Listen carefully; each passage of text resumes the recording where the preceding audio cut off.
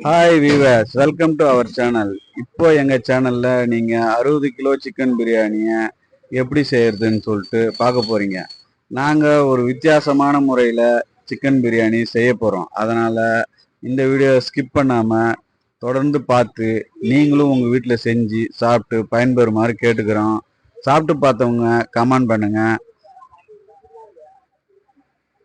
பிரியாணிக்கு தேவையான அளவுக்கு எல்லா மசாலா ஐட்டங்களும் ரெடி பண்ணி வச்சுருக்குறோம். வெங்காயம் தக்காளி அரிஞ்சாச்சு, இஞ்சி பூண்டு பேஸ்ட் அரைச்சி வச்சாச்சு. அரிசியை 30 கிலோ அரிசியை அலசி ஊற வச்சுருக்குறோம். சிக்கனை நல்லா அலசி சுத்தமாக அலசி தயிர் 1.5 லிட்டர் போடுறோம். சிக்கன் மசாலா 300 கிராம் போடுறோம். அதுக்கப்புறம் இஞ்சி பூண்டு பேஸ்ட்டு கொஞ்சமாக போடுறோம். கொஞ்சமாக உப்பு போடுறோம். உப்பு போட்டு நல்லா பிசைஞ்சு கிளறி வச்சிடுறோம். கிளறி இந்த மசாலாவில் ஊற வச்சிடுறோம். ஊற வச்சதுக்கப்புறம் இந்த மாதிரி ஊற வச்சு சாப்பிட்றதால என்னன்னா அந்த சிக்கனே வந்து சல்லுன்னு இல்லாமல் நல்லா ஸ்பைசியோட நல்லா டேஸ்ட்டாக இருக்கும். நல்லா சாப்பிட்றதுக்கு நல்லா இருக்குன்றதுக்காக இதை நம்ம செய்கிறோம். அதே நேரத்தில் அந்த சிக்கன் வந்து அந்த ஸ்மெல் எல்லாம் எதுவும் இல்லாமல் அருமையாக அழகாக இந்த கவிச்ச நாத்தம் சொல்லுவாங்க பாருங்கள், அதெல்லாம் இல்லாமல் இருக்கும். இது மாதிரி நீங்கள் செஞ்சு பாருங்கள். இது ஒரு புது வகையான மெத்தடு. இந்த மாதிரி செஞ்சு பார்த்துட்டு நீங்களும் சாப்பிட்டு சந்தோஷமாக இருங்க. இப்போ நம்ம வந்து அடுப்பை பற்ற வச்சு எண்ணெய் ஊற்றுறோம். எண்ணெய் காஞ்சதுக்கப்புறம் பட்டை லவங்க ஏலக்காய் மட்டும்தான் நாங்கள் போடுறோம். நீங்கள் உங்களுக்கு தேவைன்னா இந்த பிரிஞ்சி இலை இது எல்லாமே மற்ற ஐட்டங்கள்லாம் நீங்கள் சேர்த்து போட்டுக்கலாம். இல்லை இது மட்டும் போட்டாலும் நல்லா டேஸ்ட்டாக தான் இருக்கும். அதனால் இது மட்டும் போதும்னு நாங்கள் நிறுத்தி இது மட்டும் போடுறோம்.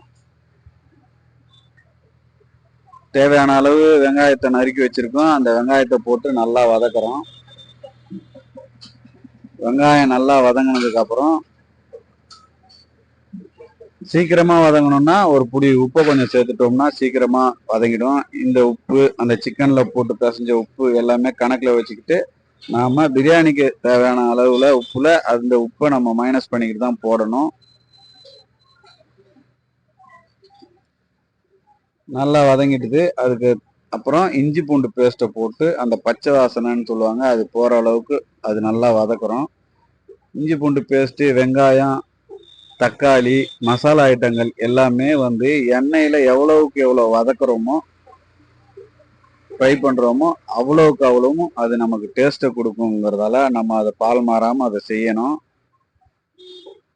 தேவையான அளவு மிளகாத்தூள் போடுறோம். கொஞ்சமாக மஞ்சத்தூள் போட்டுட்டோம். தேவையான அளவு மிளகாத்தூள் போட்டு அதுக்கப்புறம் தக்காளியை போடுறோம். தக்காளியை போட்டு நல்லா வதக்கிட்டதுக்கப்புறம் ஏற்கனவே நம்ம வந்து இஞ்சி பூண்டு பேஸ்ட்டு மசாலா ஐட்டம்லாம் போட்டு ஊற வச்சிருக்கிற சிக்கனை போடுறோம்.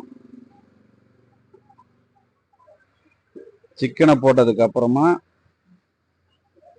ஏற்கனவே சிக்கனில் வந்து 1.5 லிட்டர் தயிர் போட்டு நாங்கள் பிசைஞ்சு ஊற வச்சுருக்கோம். அதனால் மீதி இன்னும் ஒரு 1.5 லிட்டர் தயிரை நம்ம போட்டு கிளறி விடணும். கிளறி விட்டதுக்கப்புறம் தேவையான அளவு தண்ணியை ஊற்றிக்கணும். 1க்கு 1.5 அப்படிங்கிற கணக்கில் நாங்கள் தண்ணி ஊற்றுறோம். அதுவே போதுமான அளவு. அதே மாதிரி நீங்களும் போட்டு செய்யுங்க.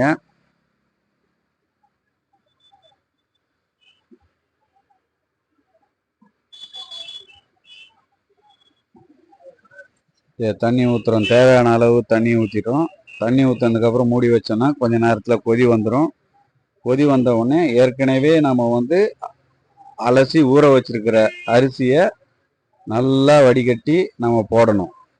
நல்லா அரிசியை வடிகட்டி போட்டதுக்கப்புறம் ஒரு 10 நிமிஷம் கழித்து நம்ம ஒரு கிளறும் போது 50% தண்ணி வந்து வற்றி போயிருக்கும். மறுபடியும் மூடி வச்சுட்டு ஒரு 5 நிமிஷம் கழித்து பார்த்தீங்கன்னா 70% 80% தண்ணி வற்றி போயிடும். அந்த தண்ணி 80%க்கு மேலே வற்றி போனதுக்கப்புறம் நல்லா கிளறிட்டு புதினா கொத்தமல்லிலாம் போட்டு ஒரு கிளறிட்டு நாம் வந்து கீழே இருக்கிற அனல் நெருப்பை இழுத்து விட்டுட்டு தட்டை போட்டு மூடி மேலேயும் நெருப்பு போட்டு கீழே நெருப்பு வச்சு தம் போட்டுடணும். தம் போட்ட உடனே இந்த மாதிரி அருமையான பிரியாணி நமக்கு ரெடி ஆகிடும். உடனே ஒரு கிளறுறோம்.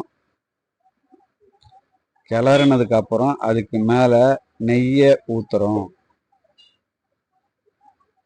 நெய்யை ஊற்றி ஒரு 5 நிமிஷம் மூடிட்டு மறுபடியும் திறந்து ஒரு கிளறி கிளறிட்டோம்னா